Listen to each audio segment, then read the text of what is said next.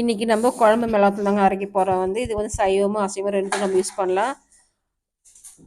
இது மிளகா தண்ணி அரைக்கிறது நம்ம எல்லாம் போல கடையில் போய் வாங்கிச்சு காலையில் போய் வாங்கிட்டு இப்போ வாங்க என்னென்ன வாங்கிட்டு பார்க்கலாம். நம்ம வந்து 3/4 கிலோ தனியாக வாங்கிக்கிறோம், 1/2 கிலோ மிளகா போடுறோங்க நாங்கள். ஏன்னா இந்த ரேஷன் போடுறதாங்க சாம்பாருக்கோ இல்லை காரக்குழம்பு புளி குழம்பு கறி குழம்பு நல்லா டேஸ்ட் அதிகம் சூப்பராக இருக்குங்க. நான் வந்து 1/2 கிலோ நீட்டு மிளகா எடுத்துக்கிறேன், அதனால் 3/4 கிலோ தனியாக எடுத்துக்கிறேன். நீங்கள் வந்து குண்டு மிளகா தாங்க ரெண்டு ஒரே லெவலில் கூட எடுத்துக்கலாம். 1/2 கிலோ மிளகா 1/2 கிலோ தனியாக கூட எடுத்துக்கலாம். இது நீட்டு மிளகா எடுத்ததால வந்து மிளகா வந்து காரம் கொஞ்சம் அதிகமாக இருக்கும், அதனால தனியாக வந்து நான் 3/4 கிலோ எடுத்துக்கினேன். தனியாக வந்து பார்த்து வாங்கிக்கோங்க, பழைய தனியாக இருந்தாலும் பரவாயில்லனா நல்லா சுத்தமாக இருக்கணும். இப்போ வந்து தனியாக நம்ம வறுத்து எடுத்துக்கலாம், நல்லா வாசம் வரைக்கும் நல்லா தனியாக வறுத்து எடுத்துக்கலாம். ஒரு அகலமான பாத்திரம் வச்சு நம்ம ஆற வச்சுக்கலாம் வறுத்தது. அது வந்து சீரகம் வறுத்துக்கலாம். சீரகம் ஒரு 50 சீரகம் நல்லா இதையும் வாசனை வரைக்கும் நல்லா வறுத்து எடுத்து நம்ம ஆற வச்சிடலாம். அது மிளகு வந்து 50 கிராம் எடுத்துக்கலாம், அதையும் வந்து நம்ம வறுத்து எடுத்துக்கலாம்.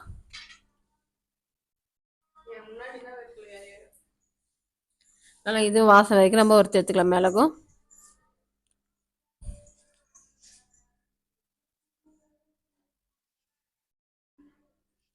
அடுத்தது வந்து இப்போ வந்து சோம்பு, இது வந்து 25 கிராம் எடுத்துக்கலாம். சோம்பு நல்லா வந்துச்சு, அதையும் நம்ம இப்போ கொட்டிக்கலாம். அடுத்தது வந்து வெந்தயம் 25 கிராம், நல்லா இதையும் வாசம் வரைக்கும் நம்ம வறுத்து எடுத்துக்கலாம். வெந்தயம் நல்லா வறுந்து வந்துச்சு, இப்போ அதுவும் கொட்டிக்கலாம்.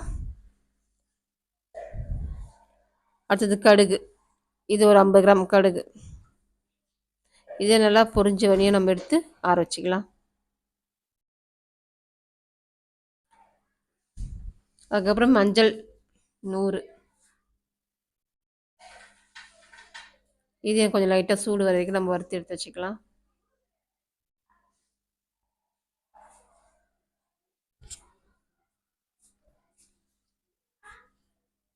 பெருங்காயம் கட்டி, இது நம்ம தேவை சின்னதாங்க எடுத்துக்கிறேன்.